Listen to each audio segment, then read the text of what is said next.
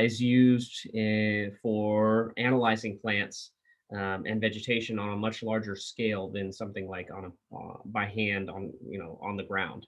Um, so let's see. Reasons why vegetated versus non-vegetated. So the thing is, remote sensing data, it can identify vegetated from non-vegetated areas. We'll get into the specifics of how that can be possible in a minute here.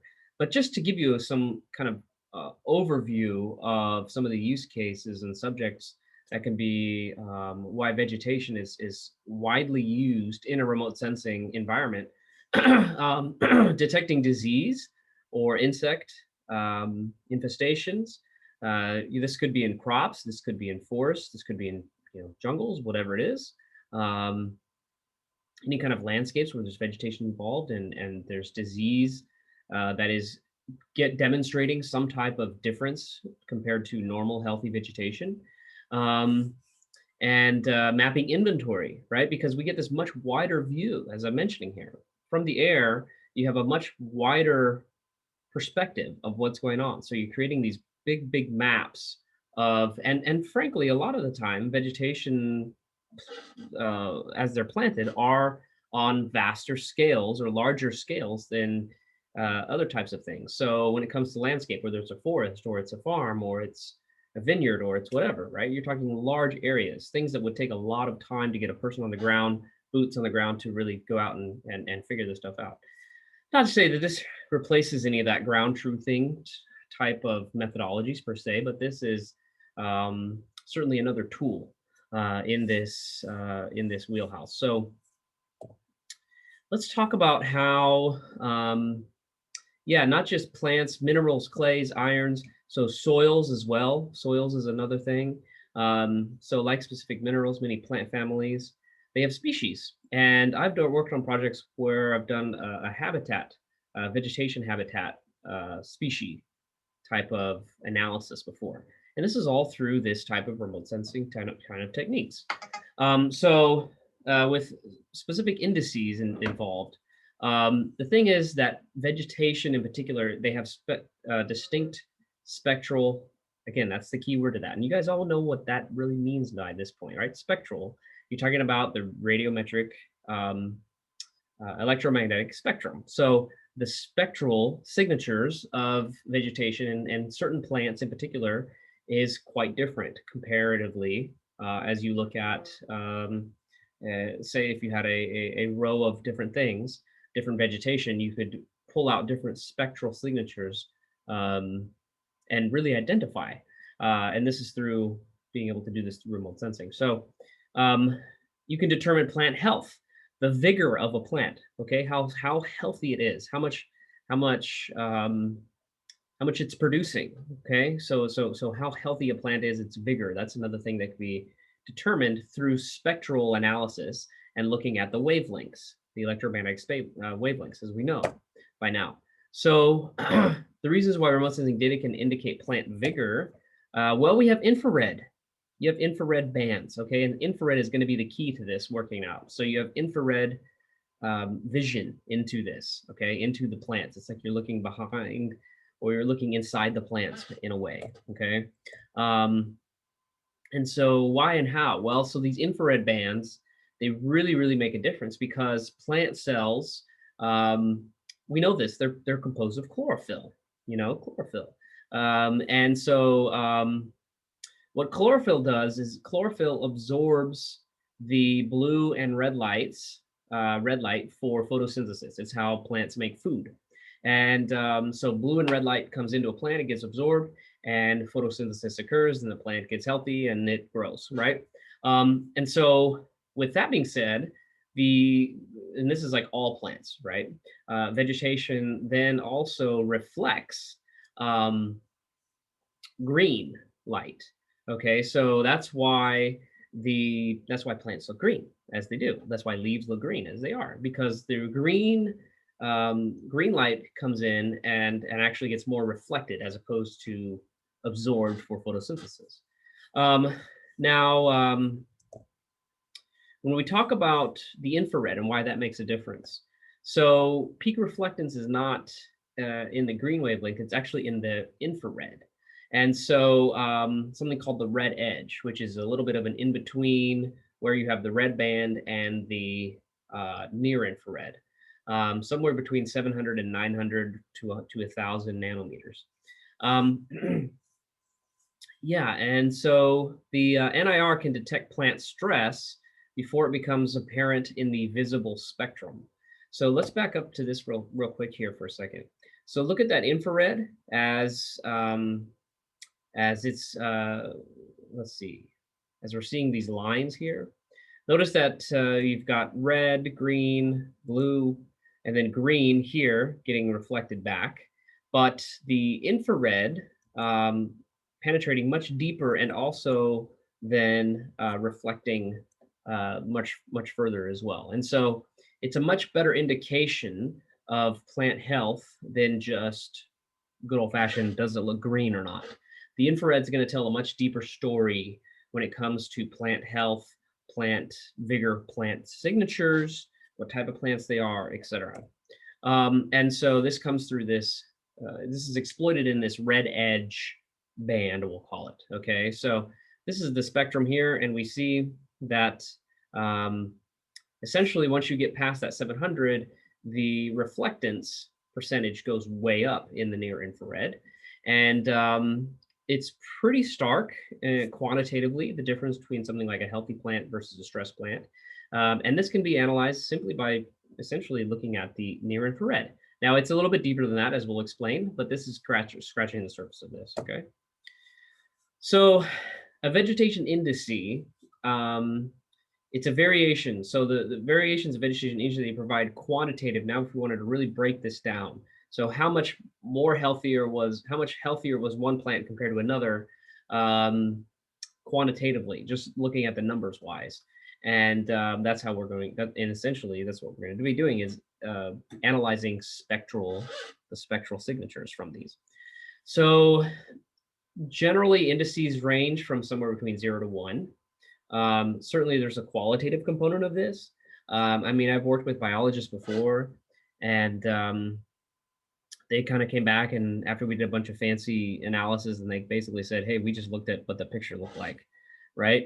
Where stuff was brighter versus where it wasn't brighter and duller." So, I mean, there's kind of give and takes depending on the type of analysis being done. Um, let's see. So Esri's ArcGIS Pro, when we get into this lab, you'll notice that there's a lot of vegetation indices available just by pushing a button and kind of walking through a wizard. It's really nice, the evolution that they've come along and developed some of these vegetation indice tools out there. So in a simple form of a vegetation index, it's basically a ratio, okay? And you take two spectral bands and you compare how they're different from one another, okay? Compare the different wavelengths between these two different bands. And so what happens is, like, for example, with the Arc Pro tool, you say, here's this band compared to this band, and you run a minus, a subtraction kind of thing. And then it's going to spit out a different version of that with the difference between the two things, okay? So yeah, so VI ratios effective because they're inverse relationship between the vegetation brightness and the visible red and the infrared. Yeah, and especially comparing the difference between near infrared and red. That's when things really show the most difference between them. As we saw here, 700 is about the red. Okay, that's about the range of where red is. And then over in this area here is near infrared. So what we're really analyzing is this arc here. Okay, this is the arc that we're, or the slope that we're really kind of figuring out how much vigor is there, how healthy are these plants, or whatever else the type of indice is trying to tell us. Okay, but that's really the at least in this context where a lot of this type of analysis occurs. So let's see. Inverse relationship is a result of plant absorption. As we know, the plant's absorbing the red light, okay, for chlorophyll, and then a strong reflection of IR. So the more a plant is absorbing red and reflecting IR, the healthier it is. Okay, the mesophyll, right? That's like the tissue of the leaves. You break up a leaf and it's very sticky and sappy, right? That's obviously depending on the type of plant it is, but just say a common house plant or something. The stickier it is, the higher the tissue, right? The stronger the tissue is in that leaf, the higher the mesophyll is, and that's a healthier plant in theory. Infrared divided by red is what we have here as a vegetation index. Um, so here's one of the most commonly used indices. It's called the Normalized Difference Vegetation Index, or NDVI. Okay, NDVI. Um, let's see. And so what happens is with NDVI, it's a very simple formula. You have the near infrared minus the red divided by near infrared plus the red. Okay, and you could do this with, like, say, Landsat imagery, where you have band 4 minus band 3 divided by band 4 plus band 3. And let's take a look at an example here. So this is just natural color. We're looking at an area. Let's see, where is this? Acquired 2017, Sacramento Valley. So yeah, here's number A. Here's letter A, which is bands 3, 2, 1. Okay, blue, green, red, and we're seeing natural color. Then we have 4, 5, 7, which is all near infrared. Okay, and so this is the indice. This is the index for an NDVI is what we're looking at here in this instance. And it's the difference between the, like I said, the red and the green. So might not look like a lot difference wise, but we have more quantitative information. And this can also be turned into, as you have already explored, this can also be turned into some type of vector format, because ultimately a picture is great for visualizing, but it doesn't really tell a numeric story or a tabular story. So that's why we want to put this into some type of quantitative analysis, and that's where GIS comes into play. Another reason why I'm a big proponent of the Arc Pro world, because it's all right there. Okay, all right there in the same place. So yeah, you could take, I know it doesn't look like a lot yet, but I'm going to show you some other examples. You could take, and you'll see them in the lab, you could take the, let's just say, for example, the near infrared minus the red, and end up with something like this, which tells a much deeper story, okay, rasters wise. Yeah, and so what we're looking at here, the brighter the colors are. Each one of these is some kind of plot of, farmland, something. But the brighter the white is, the healthier the vegetation is. Okay, that's what we're ultimately trying to see here. So there's a lot more than just NDVI, because obviously it's math, so you can factor it in a bunch of different ways. But there are a lot of studies and we're like kind of saying high level things here, but there are a lot of published papers and a lot of studies about how how proved of a concept this type of indice was versus that type versus this plant vegetation types, etc. But it's certainly a proven method in a lot of use cases for crop health or specific crop identities, agriculture practices. Remote sensing for farming, this is when you really get into it, is the vegetation indices. And the NDVI is kind of the catch-all or the introductory, this is supposed to solve everything kind of thing. Fact of the matter is, it's really not the only one. And you'll see in the lab that there's an updated version of that we talk about in lab 6. So vegetation industry values, they're influenced by, this is the other thing we have to think about, right? Because this is reflectance values that we're referring to, right? This is a camera taking a picture ultimately. And so the angles of the camera and the soil characteristics, view angle in particular, something like we're working with a drone and the drone was banking different ways, or the camera wasn't pointing straight down every time. The reflectance is going to be slightly skewed per se. And how does the soil affect this? And it does, it can. So there are certain indices where there's built-in soil, um, uh, not components, but considerations built into the indice.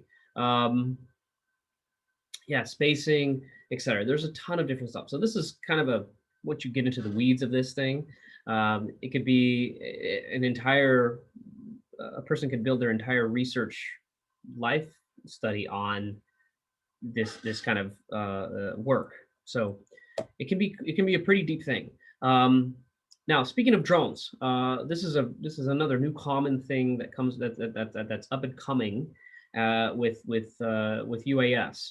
And so the benefits of an unmanned aerial system, right? We've seen this already, but you have the ability to map large scale, right? Incredible detail is what we mean by that. So incredible details, um, because we're flying so low. And you guys already learned about GSD and photogrammetry. It's the same principle here. It's just now we're talking about flying over a different subject matter or vegetation type subject matter. So, um, yeah, you can identify stress and variations.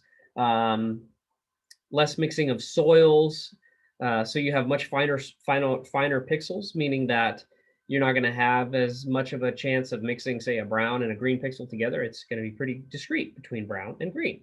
There's a software called Pix4D. You can use to generate photogrammetry and precise mosaics that can be used for vegetation analysis, vegetation index analysis.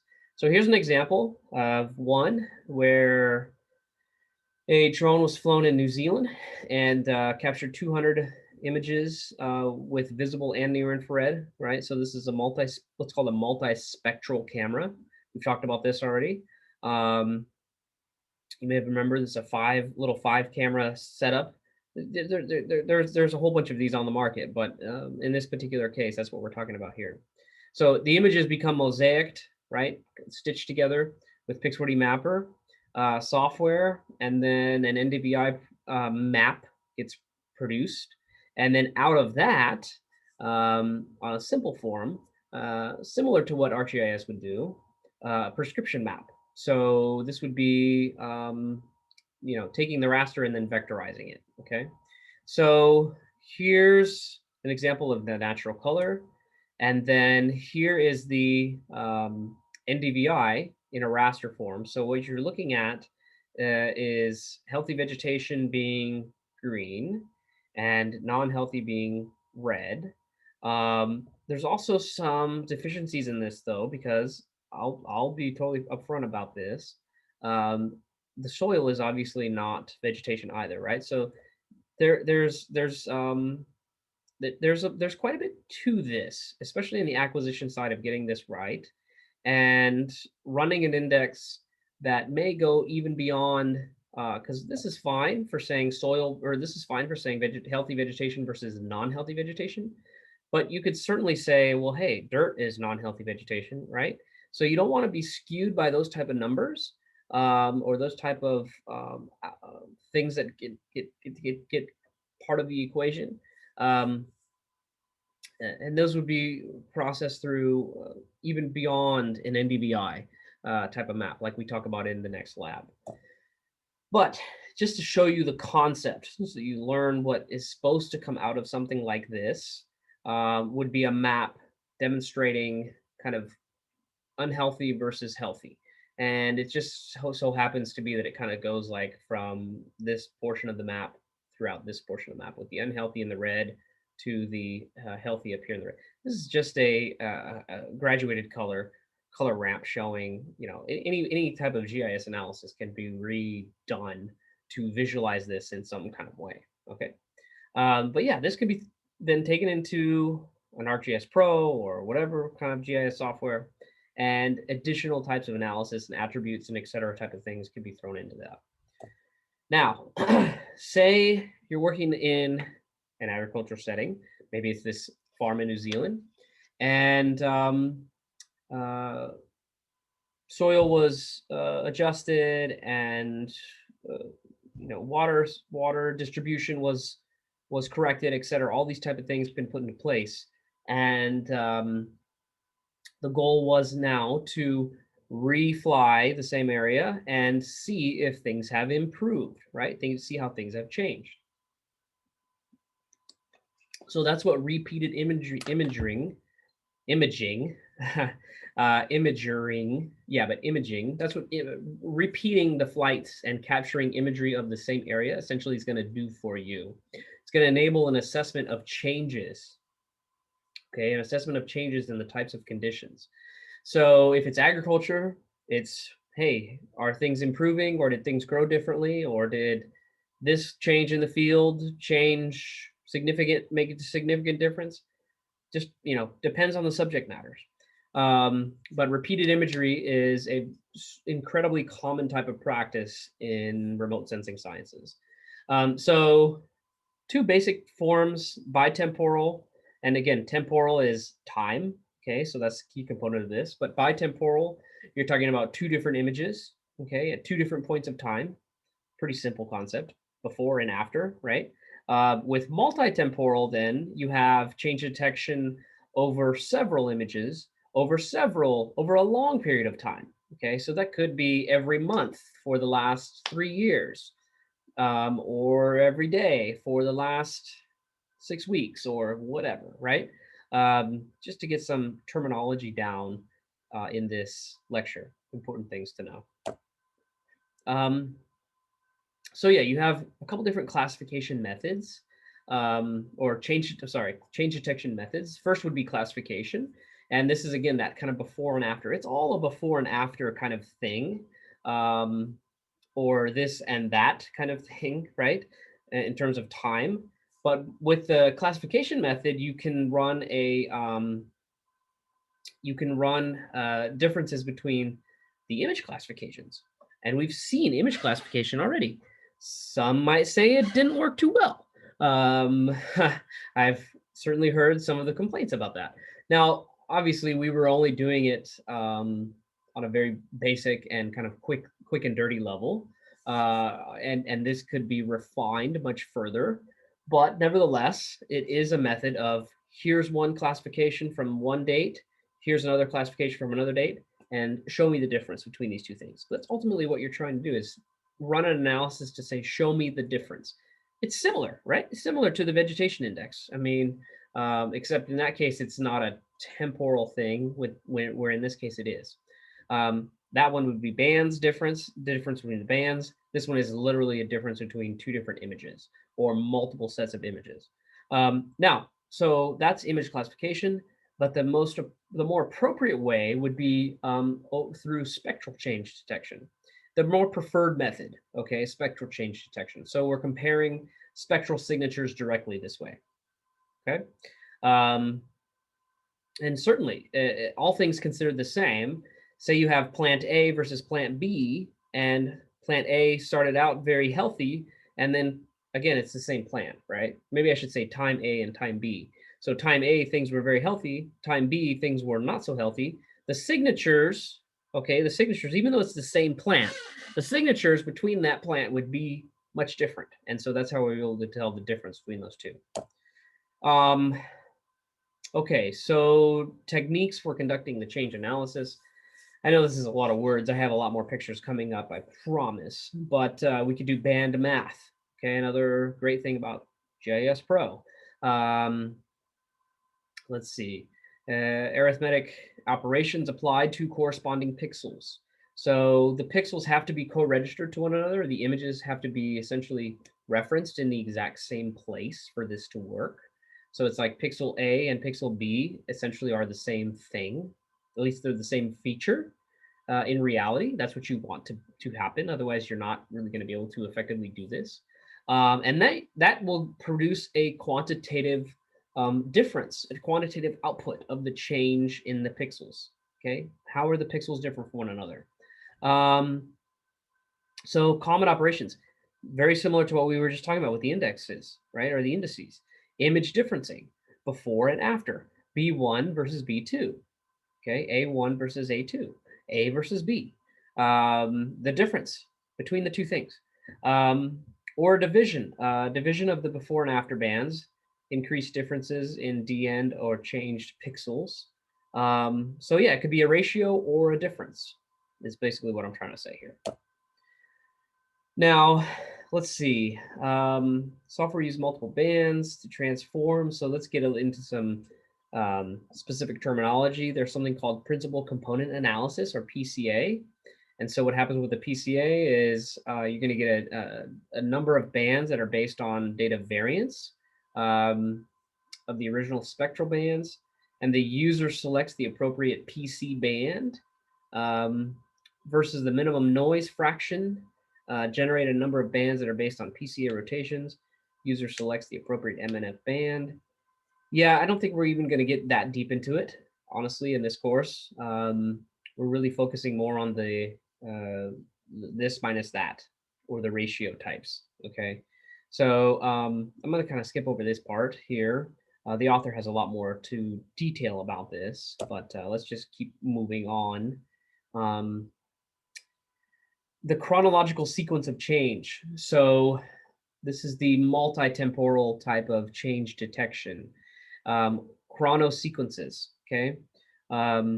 Chrono being time and sequences being where the images are in time, in that time. It could be conducted over a year. So sure, seasonal changes are phenology, or longer chrono sequences, okay?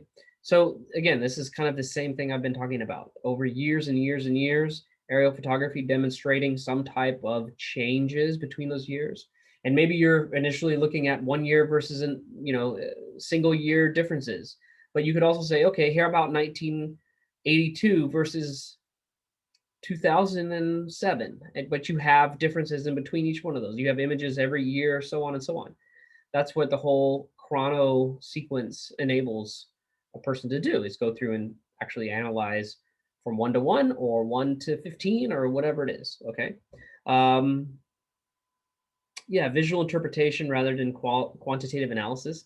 Again, it just depends. Like the example I told you from the environmental specialist that says, hey, we just looked at the picture and then we went out and ground truthed and verified one or the other. And it was very helpful just to see the visual of the two things. Now, obviously that was a vegetation indice I was talking about, but certainly something like a change detection is in a similar vein and can be applied in a similar type of qualitative way. Okay, so let's take a look, because change detection is not just kind of stepping away from the vegetation discussion for a second. Change detection is not just about changes in vegetation. Change detection, it could be changes for anything really that happen. So development, infrastructure, and any kind of anthropogenic human changes to a landscape, right? A road gets built, or a neighborhood gets developed, or trees get cut down, or a river gets rerouted, right? So those things by themselves have value in being able to detect the difference between one timeline to a different timeline. I've been saying this, and I said in the final project that I want you guys to think of the value propositions.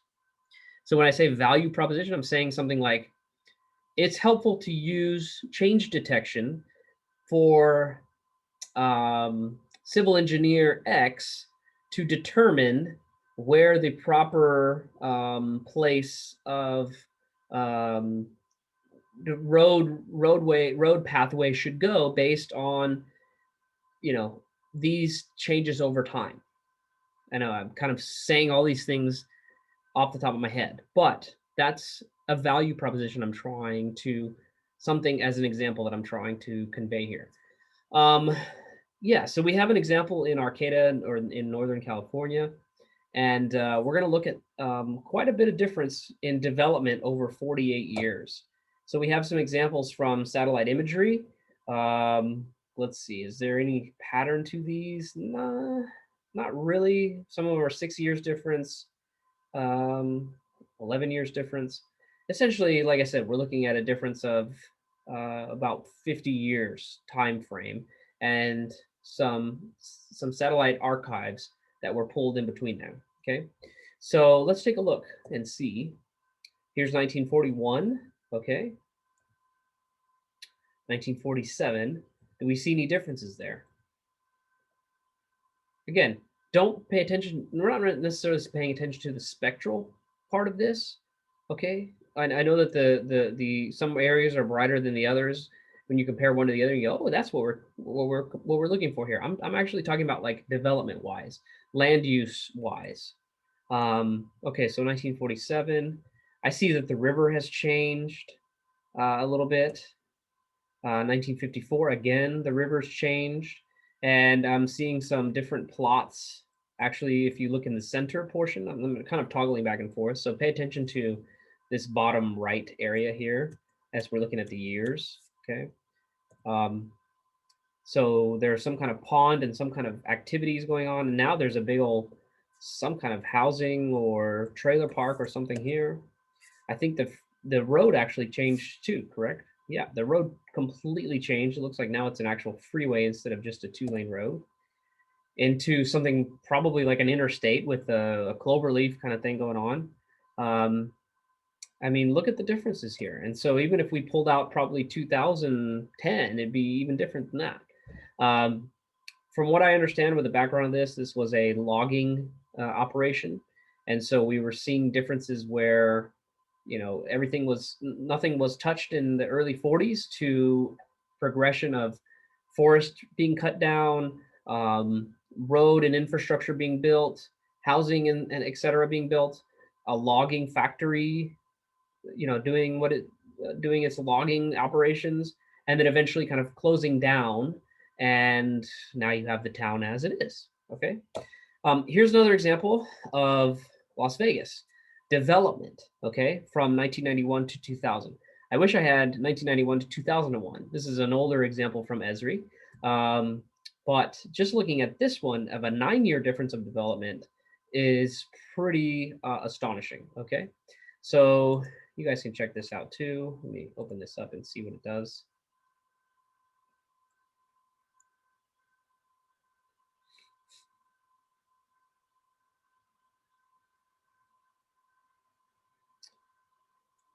Simple little tool. So if we zoom out a little bit, this is, I believe, the year 2000. Let's go over here to this change detection button. All right. And so here we're looking at a bitemporal example. Currently, it has everything. It has both images set to May 2nd, 2001. So let's change the primary image to June 19th, 1991. And we'll keep this one as the comparison there. We'll use the swipe tool. So here, if I zoom out a little bit, let's close that. Let's do this. Okay, so on the left side, right. Okay, so the left side, sorry, this left side is 1991. And then as I slide this over this way, qualitatively, you could see the visual difference in the development and how much more development is occurring in the year 2000 versus 1991. Now, the picture says 1,000 words, but wouldn't it be nice if we had something even more concrete to tell us that information? So we can run some simple change detection analysis here, a difference type of analysis. If we look at if we run a built-up index, and we want to see the difference, a difference image, and we say apply.